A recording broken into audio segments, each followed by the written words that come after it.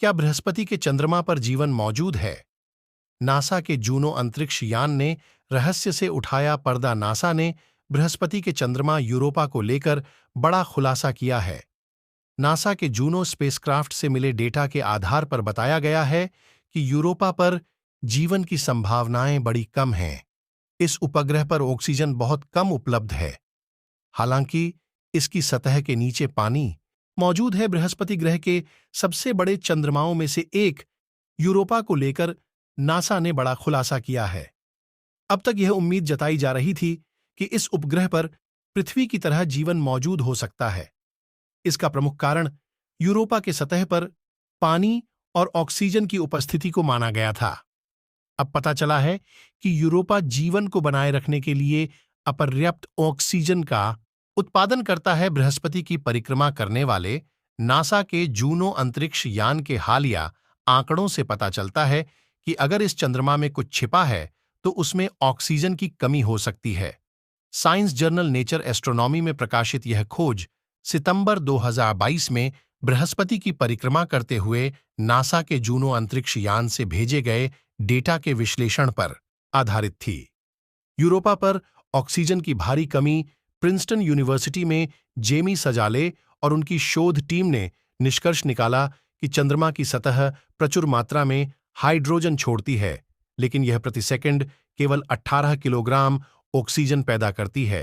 यह पिछले computer model द्वारा अनुमानित लगभग 1000 किलोग्राम प्रति सेकंड से काफी कम है। फ्लोरिडा इंस्टीट्यूट ऑफ टेक्नोलॉजी के खगोल विज्ञानी मनस्वी लिंगम ने कहा कि इस कमी के बावजूद हाल के ऑक्सीजन अनुमान अभी भी जीवन के लिए सूक्ष्म जीवियों की आदत के अनुकूल है। जैसा कि हम जानते हैं, यूरोपा के नीचे पानी की मौजूदगी, यूरोपा की सतह के नीचे पानी का बड़ा स्रोत दबा हुआ है। यह पानी सतह पर किसी उपयोग में नहीं आता है। प्रकाश की अनुपस्थिति के कारण सतह पर कोई पौधा प्रकाश संश्लेषण भी नहीं कर सकता है, लेकिन सैकड़ों लाखों वर्षों में महासागरों की बर्फ से ढकी छतों पर जमा पोषक तत्वों को कई भूवैज्ञानिक प्रक्रियाओं द्वारा नीचे अधिक गहराई तक पहुंचाया जा सकता है। यूरोपा पर हाइड्रोजन की भरमार। यूरोपा के वायुमंडल में हाइड्रोजन की मोटी परत के नीचे चंद्रमा की सतह पर ऑक्सीजन की एक नाजुक परत है। हाइड्रोजन और ऑक्सीजन लगातार चंद्रमा की पतली हवा की भरपाई करते हैं, क्योंकि वे इसके विकिरण से भरे बर्फीले आवरण से बाहर निकलते हैं। वैज्ञानिकों के अनुसार ये तत्व इधर उधर उछल रहे हैं। कभी कभार उनमें से एक बाहर निकल जाता है। जूनो अंतरिक्ष यान ने यूरोपा का डेटा जुटाया। जूनो के यूरोपा के कुछ मिनटों के फ्लाईपास्ट के दौरान उसके जेड जोवियन ऑनरोरल डिस्ट्रीब्यूशन एक्सपेरिमेंट उपकरण ने चंद्रमा के वातावरण में मुक्त हाइड्रोजन परमाणुओं का पता लगाया।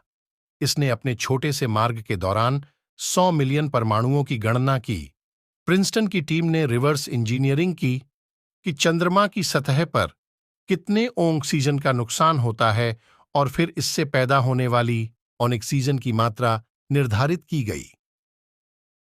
शोध के सहलेखक और टेक्सास में साउथ वेस्ट रिसर्च इंस्टीट्यूट के जेडीई उपकरण प्रमुख फ्रेडरिक एलेग्रिनी के अनुसार इसमें कोई संदेह नहीं है कि वे यूरोपा से आते हैं, लेकिन उनकी मात्रा बहुत कम है।